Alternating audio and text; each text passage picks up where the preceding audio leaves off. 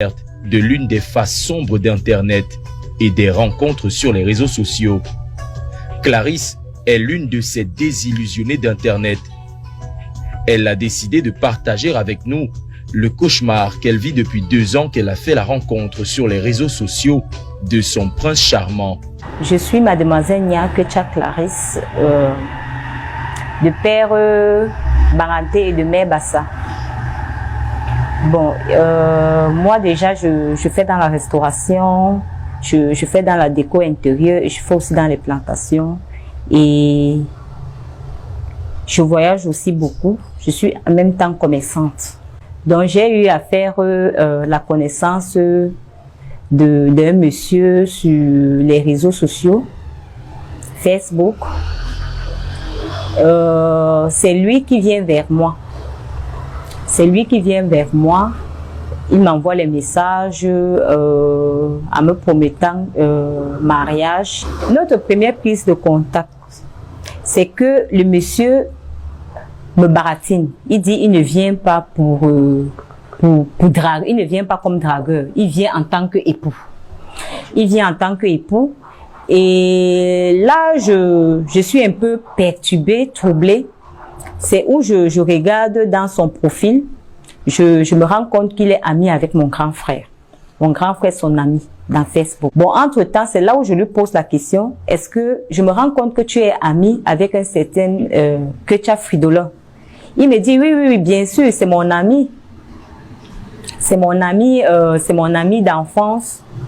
On a grandi ensemble. Je lui dis donc, ok, Kecha Fridolin, c'est mon grand frère. Après, je lui dis, si tu veux continuer la conversation avec moi, il est question que tu alertes mon frère pour qu'il puisse me clarifier de la personne que tu es. Il me dit, il n'y a pas de problème. C'est là où il me demande son numéro de téléphone. Je lui ai remis son numéro. Il a donc appelé Fridolin. Il a causé avec Fridolin. Quelques minutes après, Fridolin m'appelle, il me dit, oh, ok, c'est mon ami d'enfance, on a grandi ensemble. Sa maman nous appelait toujours des jumeaux. Aizeka, bon, il m'a parlé, il m'a dit que il veut t'épouser, il ne vient pas te draguer, tout et tout et tout et tout. J'ai dit donc à mon frère que, bon, est-ce que je peux lui faire confiance? Il dit oui. Peut-être c'est ton père et sa mère qui a décidé que vous puissiez vous mettre ensemble. C'est là où c'est donc parti. Ça s'est lancé. Moi, j'ai donc dit, bon, je vais donc faire confiance. Le prince charmant de Facebook, résident en France, va jouer la carte de l'attention et de la séduction. Il est en France. Il vit plus particulièrement dans la ville de Rennes. Il est dans la ville de Rennes qu'il vit. Il me pose des questions, qu'est-ce que tu fais? Je lui dis, moi je fais dans la restauration, je fais dans mes plantations. Bon, et entre-temps, c'est parti. La relation, bien qu'étant sur les réseaux sociaux, va prendre des proportions énormes. Il me demande, tu fais comment, qui te paye le loyer à Yaoundé, avec qui tu es, patati patata. Nous sommes entrés dans ce genre de causerie. Moi, je lui ai dit, disons que moi j'ai un ami avec qui je suis, bon, moi il me paye le loyer, moi je paye le loyer. Il me dit non, je n'aimerais pas dormir tout en sachant que je suis venu en tant qu'un époux, tout en sachant que quelqu'un d'autre te paye le loyer ou bien tu as quelqu'un d'autre, tout et tout. Donc comme je t'ai dit, je suis venu comme époux, je ne suis pas venu pour te draguer. J'ai dit, ok, il n'y a pas de problème. Je lui pose aussi la question, est-ce que tu as dans une maison au Cameroun? C'est là où il va me dire non, il n'a pas de maison au Cameroun, mais il a un terrain à Douala, au quartier Lokpom. J'ai dit, ok. Il me fait comprendre que bon. J'ai dit, donc, comme tu as un terrain au quartier Lokpom, il me dit, il y a eu des années, il a voulu construire, sa famille a abusé de lui, les gens ont abusé de lui.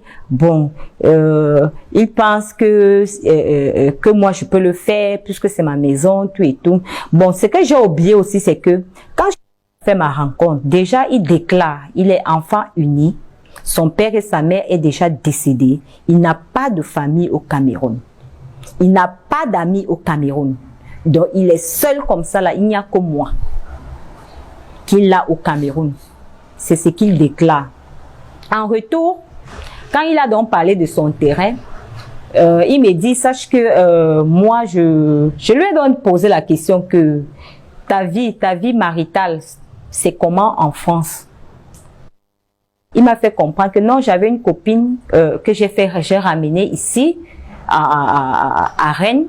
Elle m'a laissé parce que je ne sais pas trop quoi. Je lui ai fait un certain mariage appelé Pax. Il m'avait même envoyé ça sur mon WhatsApp. Après, il a encore effacé. Bon, c'est fini, tout et tout. J'ai dit ok. Après, il me fait comprendre que le monsieur même qui garde mon terrain en ce moment est le frère de la fille. Mais comme tu dois descendre là-bas, tu dois te présenter, tu dois lui dire que tu es ma femme parce qu'il est question que il te laisse tout. À ce moment, Clarisse, devenue par la force des réseaux sociaux, madame a des étoiles plein les yeux en pensant à sa future vie de famille sur le terrain de l'homme de sa vie. Elle décidera donc de donner du sien. Une femme qui est en couple, qui est mariée, doit aussi dépenser sa part, doit aussi dépenser dans les travaux. Doit aussi faire, donc si le mari apporte 100 francs, toi-même tu dois apporter 100 francs. Il me met ça dans la tête. Entre-temps, je dis, ah, si c'est pour une bonne cause, si c'est pour nous, comme il le dit, qu'il est venu pour époux et que c'est ma chose l'appartient, sa chose m'appartient, pourquoi pas le faire? C'est comme ça qu'il me fait donc comprendre que il est question que je descends, j'essaye de voir comment je vais lancer le chantier et que je sache que moi-même je mettrai la main dans la pâte. Je ferai aussi des dépenses par rapport à ce chantier-là parce que c'est ma maison. Dès que le chantier va finir, je vais m'installer à l'intérieur le temps pour lui de venir au Cameroun et finaliser les choses. Entre-temps, il m'a même envoyé à la mairie. Va te renseigner pour l'acte de mariage, comment ça se passe pour quelqu'un qui est en France, qui doit venir se marier, qui doit être là en 1 mois, ce qu'il faut faire pour que ça soit rapide. Il me donnait la pression. Il me donnait la pression par rapport à ça. C'est quand il me donnait cette pression par rapport à ça, c'est où je me suis dit, ah, vraiment, ce monsieur est sérieux. Pourquoi pas m'engager d'un seul cœur? C'est comme ça que je me suis engagée. Mettre la main à la pâte, Clarisse ne croit pas si bien dire, puisqu'elle va dépenser des millions de francs CFA sur le chantier de son bien-aimé et fera même des descentes sur le terrain en question. Le jour que il m'a demandé de descendre à Douala pour venir voir me montre l'espace. Il m'a remis le numéro de... Il a remis mon numéro. Bon. Il m'a quand même envoyé un montant de... Pour la première fois, il m'a envoyé un montant de 500 000. Donc, j'ai pris les 500 000. J'étais obligée de descendre avec un ingénieur. Un ingénieur qui devait venir essayer de voir le terrain.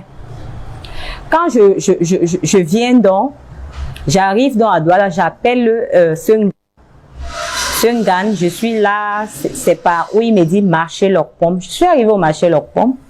C'est lui qui m'indique. J'arrive donc, je tombe donc sur le terrain. Quand j'arrive, je tombe sur le terrain. Lui me fait comprendre que quand je vais arriver, le terrain est de 520 mètres carrés, que je fais une division, je prends une partie et que je monte une villa et je monte une maison selon mon goût et je sors le plan selon mon goût puisque c'est ma maison, donc il n'a rien à décider. Donc il m'a fait confiance à tous les niveaux. Je viens donc, il m'a montré le terrain. Les 500 000 en question, c'était pour la descente du terrain avec le technicien. C'était pour que je fasse la descente. Et c'était une façon de m'amener à lui faire confiance. C'est comme ça que je suis donc descendue sur le terrain. Quand je suis descendue, j'ai rencontré m'a présenté à toutes les personnes qui s'y trouvaient dans le terrain. Quand il m'a présenté à toutes ces personnes qui se trouvaient dans le terrain, il leur a dit, dorénavant, je ne serai plus là, c'est elle qui est là. Clarisse engagera les travaux, mais au bout d'un certain temps, la jeune femme, ayant vendu son propre terrain non loin de la Dibamba pour mener à bien le chantier conjugal, va être à court de moyens et la situation dans le couple va devenir de plus en plus tendue. C'est que quand j'ai lancé le chantier, on a fait la fondation, on a fait l'élevage, on a tôlé la maison, on a mis les antivols, le plombier est passé, l'électricien est passé. Arrivé à un certain moment, il fallait faire les canalisations de plomberie de l'extérieur. C'est là où j'ai commencé à avoir un petit problème, même au niveau des finances. Je l'ai donc appelé. C'est là où il me dit, mais si le plombier te dérange, vraiment, c'est juste parce que j'avais oublié. Hein. Il y a un ami qui a son petit au Cameroun là, qui fait dans la plomberie, tout.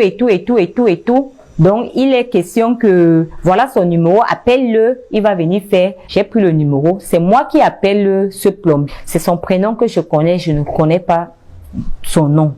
Quand j'appelle, il est venu ce matin-là et après, je lui ai montré ce qu'il fallait qu'il fasse.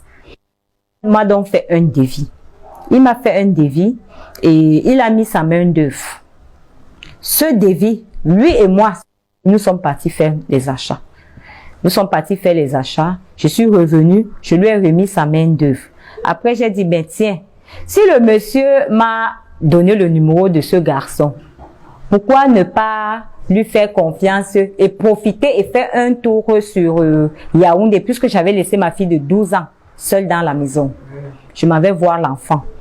Dès que j'arrive le lendemain, mes techniciens m'appellent, on me dit, oh, je suis en train de modifier certains travaux. Le niveau que tu avais demandé qu'on laisse, il est en train de changer. Je dis, mais il sort d'où pour venir modifier mes travaux? Qu'est-ce qu'il en sait du départ? Il était où? J'appelle donc mon mari. Je commence à parler avec lui. Je lui dis, mais qu'est-ce qui se passe que tu m'as envoyé plombier? Il vient maintenant commencer à changer les installations, tout et tout. Il était où?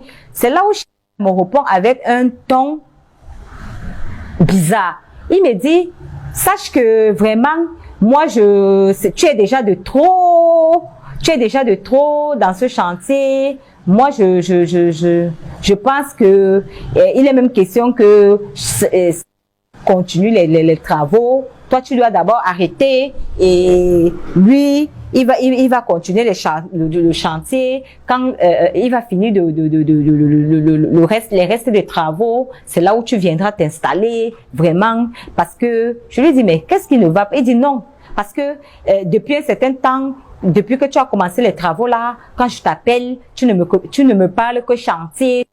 Il faut laisser tout, laisse tout et rentre à Yaoundé, remonte à Yaoundé.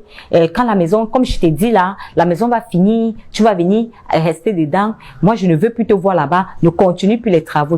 Bon, maintenant, là où ça s'est gâté, lui et moi, c'est parce que à un moment, il me dit, ton terrain de Bonamoussadi, qui t'a dit qu'une femme vient en mariage à le terrain. Il faut vendre ton terrain de Bonamoussadi. Tu fais la barrière et tu fais les carreaux. Tu m'envoies même l'autre. Je paye le billet, je viens. J'ai dit, bon, même 5, je ne peux plus vendre quoi que ce soit. Si tu as besoin que je vende encore un truc, moi je préfère que tu quittes là-bas. Tu viens, on finalise ce qu'on a à finaliser et on décide, on va ensemble et puis bon. C'est là où il va donc me dire que, ok, comme il en est ainsi, sache donc que moi j'aime les femmes qui ont l'argent. Comme tu n'as plus d'argent, moi, c'est moi qui ai le titre foncier. Je vais te faire sortir de la maison là de tout voies et moyens. Je lui ai donc dit, ok, il n'y a pas de problème. Je t'attends donc. Sache donc que celui qui a volé, il dit tu as volé, il dit, celui qui a peur va fuir. Moi, je n'ai pas peur, moi je suis là, j'attends. Et je t'attends ici au Cameroun. La jeune femme recevra la visite d'un soi-disant huissier de justice avec une sommation de libérer le domicile sous huitaine. Maintenant, quelques jours après, je reste donc, on vient me sommer. On vient me donner une sommation de libérer de 8 jours. Et celui qui est venu, celui qui amène l'huissier, c'est celui qui m'avait montré le terrain avant, qui m'avait laissé l'espace avant et qui était parti. Il était parti, ça faisait plus d'1 an. Donc, il revient donc avec l'huissier pour me sommer et il se présente qu'il est le beau du monsieur. Et que je sache que même l'argent que son mari envoyait, c'est sa sœur même qui donnait l'argent. Je dis, c'est pas mon problème. C'est la désillusion. Le prince charmant de Clarisse serait donc déjà marié. Dès lors, une seule chose occupe l'esprit de la jeune femme. Moi, ce que j'ai comme problème, c'est que moi, je vais sortir d'ici, mais il est question qu'il rembourse ce que moi, j'ai fait, ce que j'ai dépensé ici. J'ai dépensé plus de 15 millions de francs ici. Ouais. S'agirait-il d'un coup monté, une escroquerie, une arnaque en coaction sur les réseaux sociaux? Pour faire la lumière sur cette affaire complexe, il faut reconstituer le puzzle de l'idylle amoureux qui unissait Clarisse et Chimita. Nous avons pu avoir accès aux premiers messages que les deux tourtereaux se sont échangés sur les réseaux sociaux. Tout d'abord sur Messenger, à la mi-2020. On a donc le déroulé de l'affaire. On a la rencontre sur Messenger et les messages qu'ils s'échangent. Problème de réseau, ils se dirigent sur WhatsApp. On n'a pas la conversation, le début de leurs échanges sur WhatsApp, mais ce qu'on a nous permet de savoir qu'avec des termes comme « mon chéri » ou encore « je vais t'épouser », la relation avait pris une grosse tournure. En reconstituant le fil de l'histoire, plusieurs interrogations sautent aux yeux. Donc, on a deux principales interrogations. On n'a pas la conversation, le début de leurs échanges sur WhatsApp. Maintenant, ici, le terrain de Bonamou Sadi entre en jeu. Et entre ces deux conversations, entre ces deux thèmes évoqués, il y a eu la vente du terrain de Lopom. Elle nous dit qu'elle a vendu son terrain de Lopom. Voici le certificat de vente qui atteste qu'elle a vendu pour s'occuper de la construction du terrain du gars.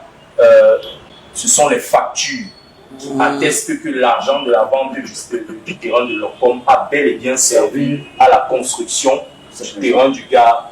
En ce qui concerne les factures, nous entrerons en contact avec Clarisse, qui confirmera être en possession des dites factures. Pour construire sa maison. Les factures que je montre au parquet, c'est les mêmes factures que je vais vous apporter. C'est les factures. Pour corroborer l'histoire de la jeune femme, il faudrait que les montants coïncident effectivement avec la vente du terrain de la jeune femme à la Dibamba, et mieux encore, que les dates également coïncident. Après vérification et comparaison des montants et des dates, il n'y a plus l'ombre d'un doute. Clarisse a bel et bien vendu son propre terrain pour construire celui de... Autre interrogation, le fameux terrain appartiendrait-il réellement à l'ex-prince charmant de Clarisse? Nous réussirons à nous procurer le duplicata du titre foncier. Et effectivement, c'est bel et bien le véritable nom qui y figure. Mais alors, pourquoi avoir monté toute cette affaire? Pour en avoir le cœur net, nous essaierons d'entrer en contact en nous faisant passer pour le nouvel homme de Clarisse, ayant eu connaissance de leur liaison.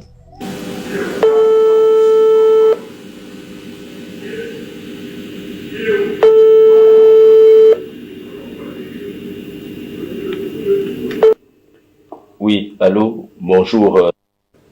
Je m'appelle Elvis. Je suis le nouveau fiancé de Clarisse. Je vous appelle depuis parce que je suis tombé sur son téléphone portable par accident et j'ai vu des messages à l'intérieur que vous vous êtes échangés régulièrement. J'ai même vu des messages sur Messenger. Et je ne sais pas trop quelle relation vous entretenez, mais si je dois me mettre en relation avec Clarisse... Mais nos tentatives resteront lettres mortes, laissant encore un peu plus planer le doute sur cette affaire et laissant Clarisse dans le désarroi total, elle qui pensait trouver l'amour sur les réseaux sociaux.